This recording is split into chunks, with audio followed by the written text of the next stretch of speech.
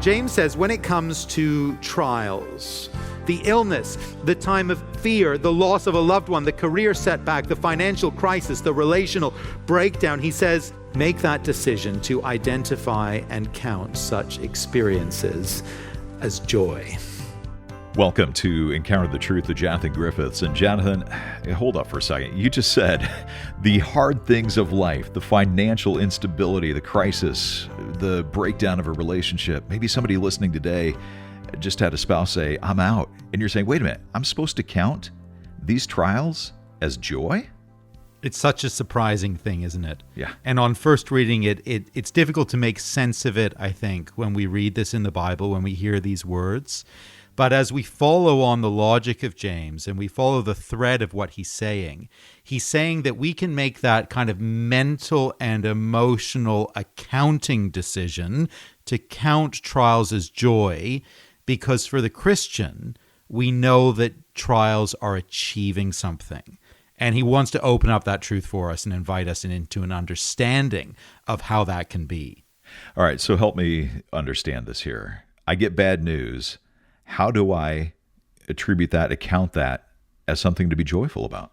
Well, James wants us to see that in the midst of these trials, in and through these trials, actually, the Lord will work and does work in the hearts of his people to test our faith, and that's an uncomfortable thing, but to produce steadfastness that will enable us to mature in our faith and reach a point even that he calls completeness.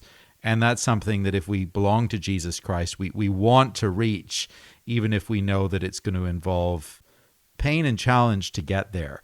But to enter into a deeper understanding of that, we're going to have to explore a little bit more what James has to say to us in this opening chapter. Well, let's do that. Grab a Bible, join us in James chapter 1, looking at the first 11 verses as we begin a message called How to Become Steadfast and Wise. Here is Jonathan. With the rise of online retailing, and in particular online bookstores, one treasure I fear we may lose over time is the treasure of the great bookstore. There are few pleasures in life greater than the pleasures of becoming lost in the depths of a really good bookstore.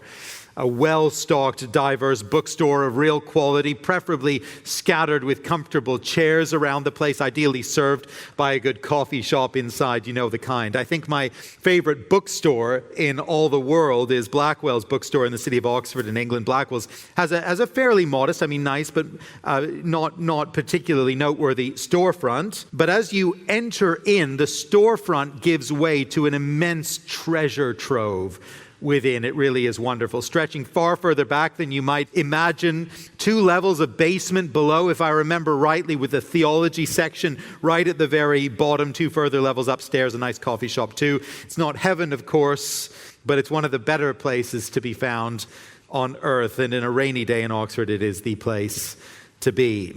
Now, in any good bookstore, you will find the full range of titles. You will have the works of high thought, the books of philosophy. You will have the stories of our culture, the works of narrative and storytelling. You will have the books that set out the history of our worlds. You'll have works of art and poetry that show beauty and call forth emotion. And somewhere, just somewhere, you will find the really practical books too.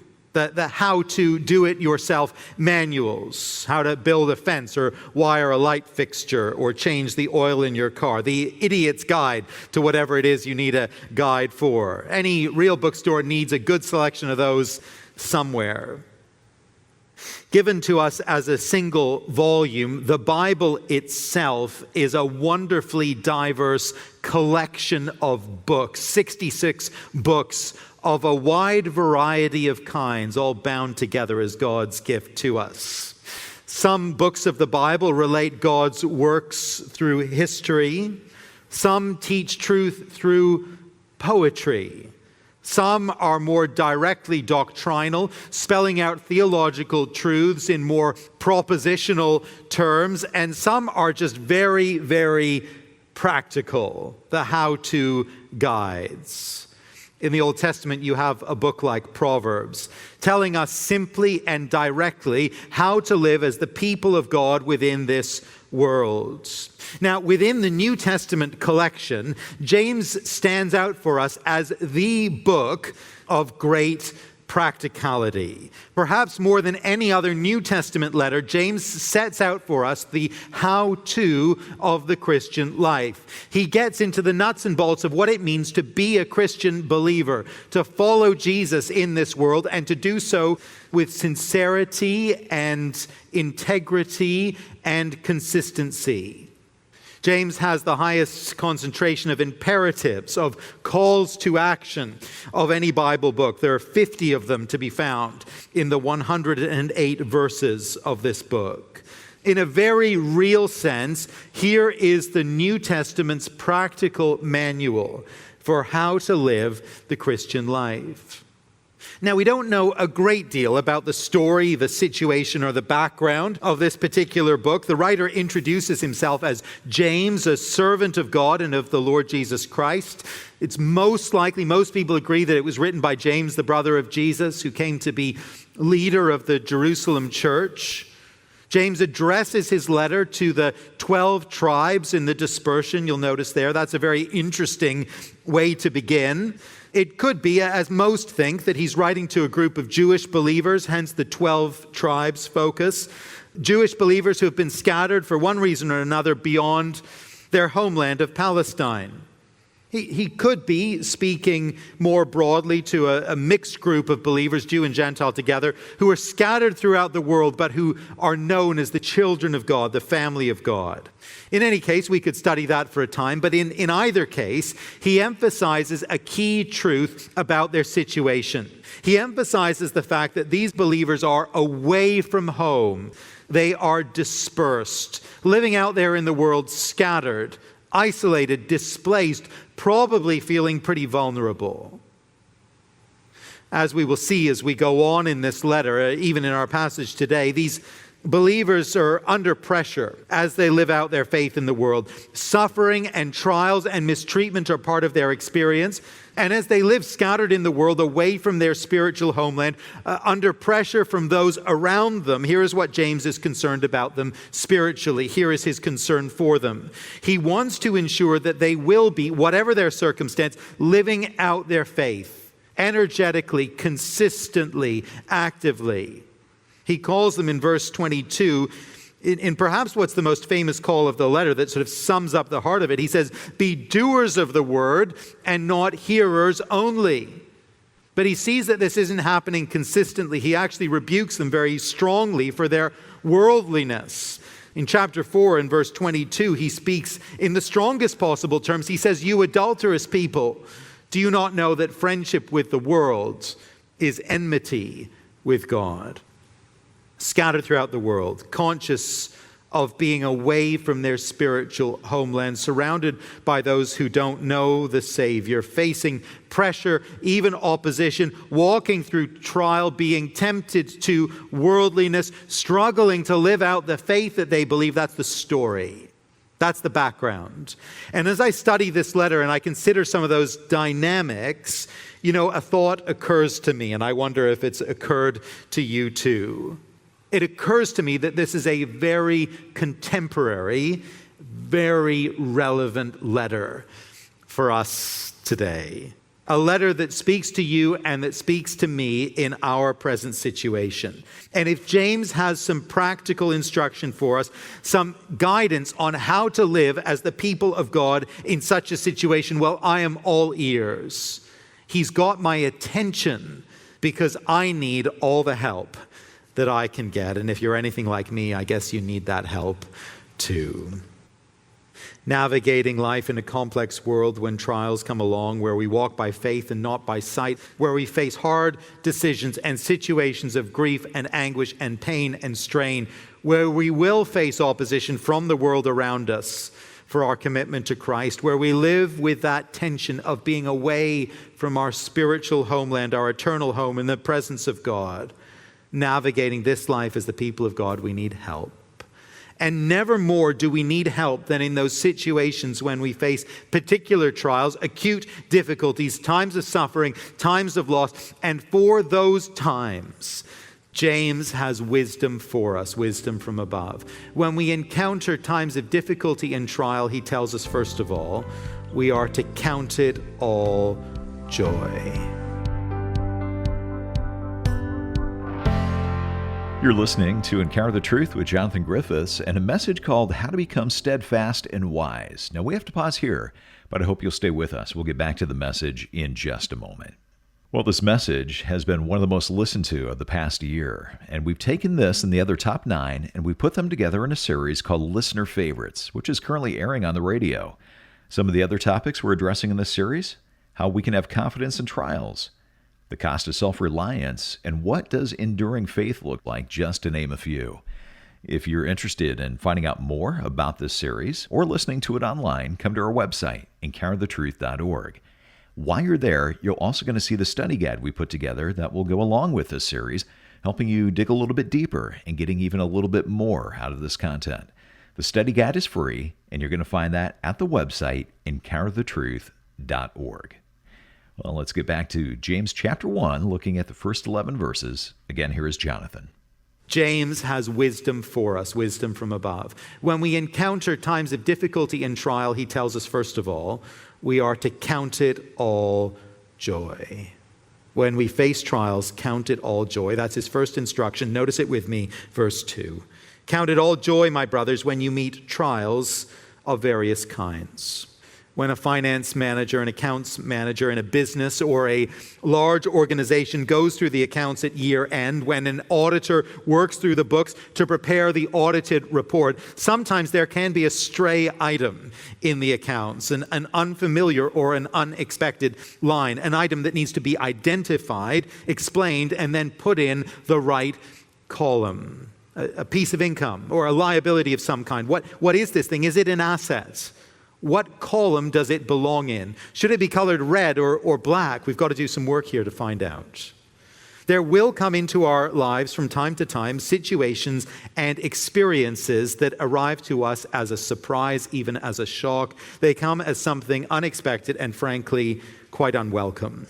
And when we take stock of our lives and evaluate what's going on, when we stand back and do the accounting, we need to know how it is we're going to make sense of those experiences, how to file them, how to process them, where to put them, and what color to assign to them.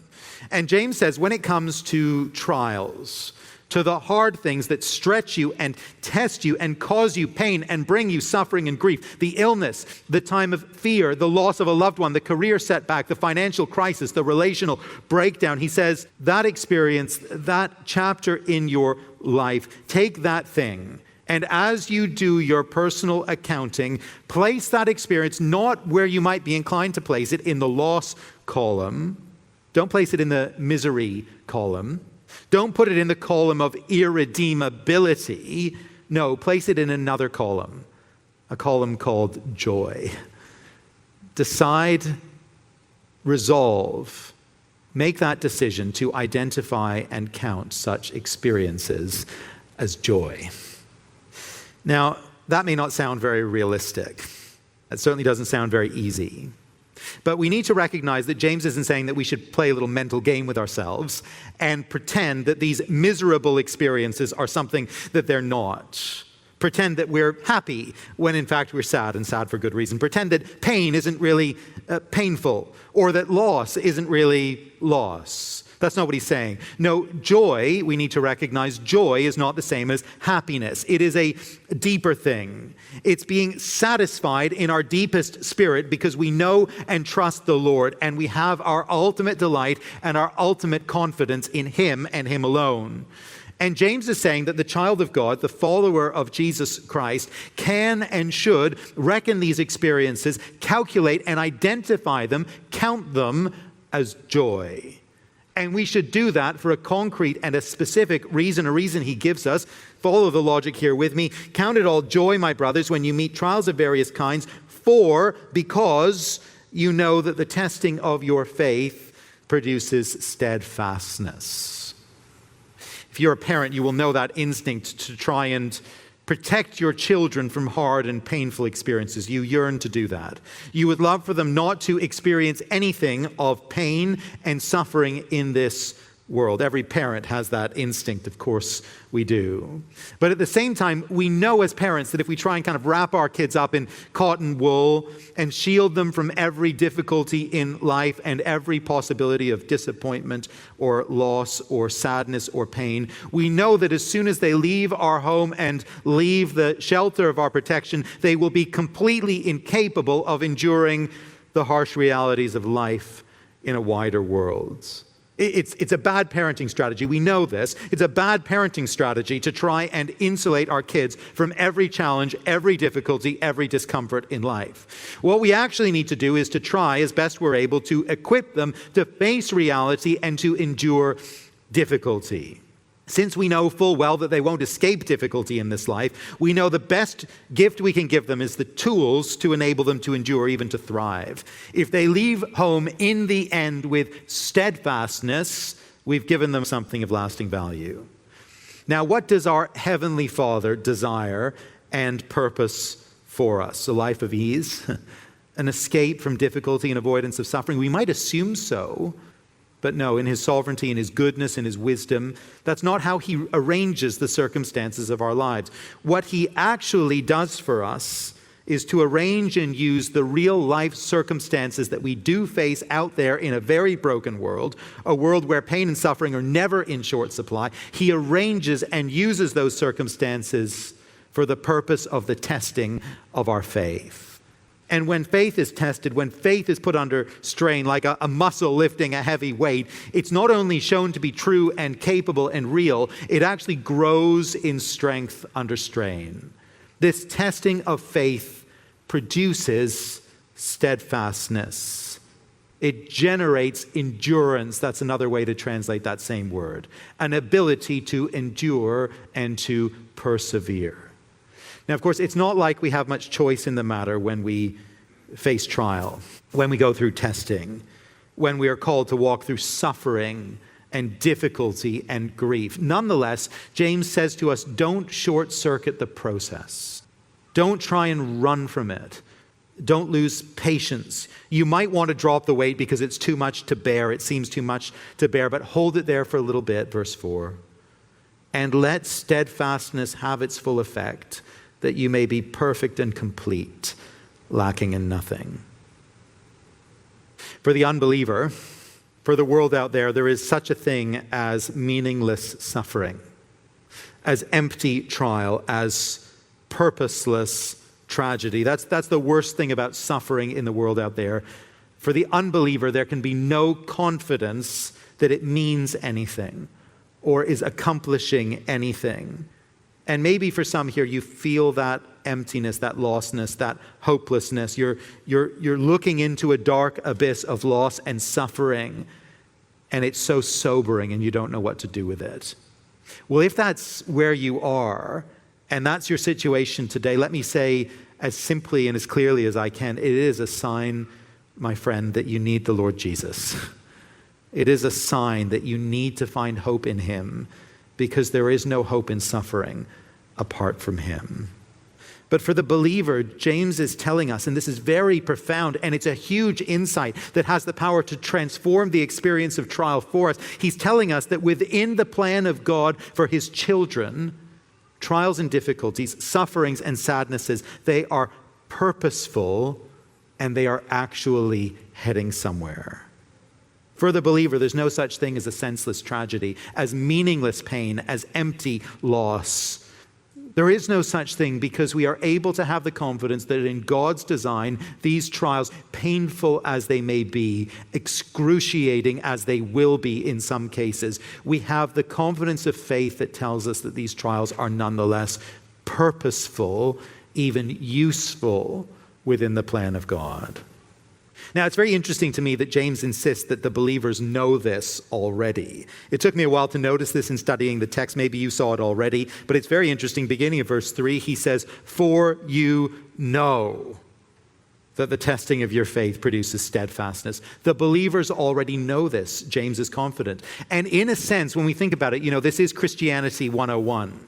If God is God, we know that he must be at work in trial, in every circumstance of our lives. It only stands to reason that if he is in charge and he is God and has good plans for us, he is able to use all things to achieve his plans.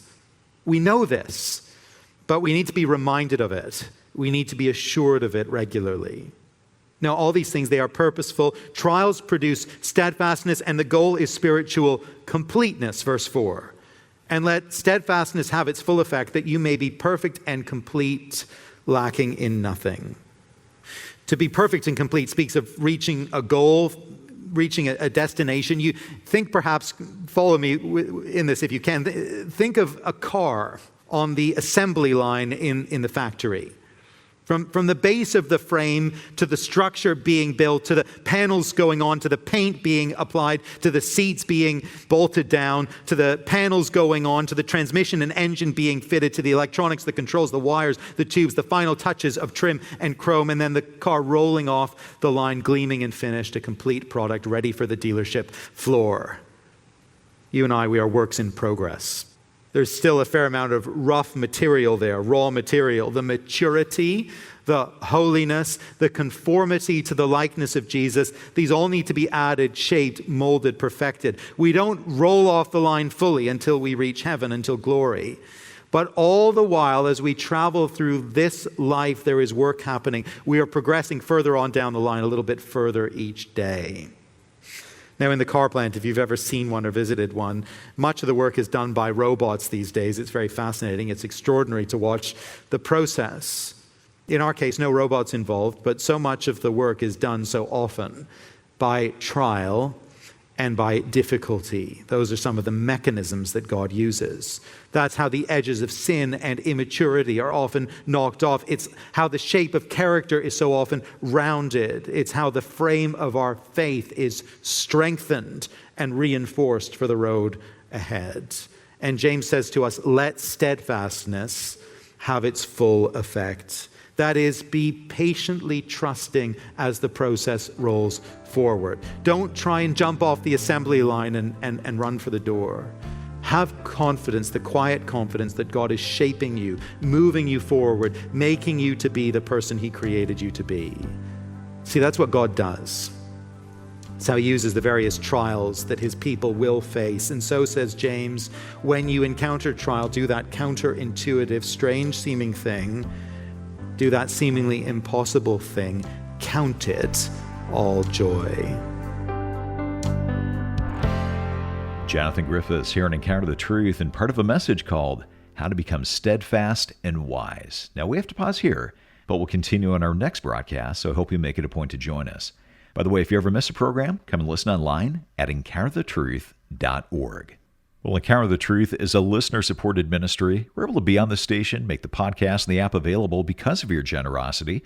And as you give a gift of any amount this month, we want to send you a book entitled The Final Lap, written by John Wyatt. And Jonathan, I have a friend who likes to say, what you read isn't necessarily as important as who you read. So that kind of begs the question for me then, who is John Wyatt? Yeah, John Wyatt is a medical doctor who's a leading Christian ethicist in the UK.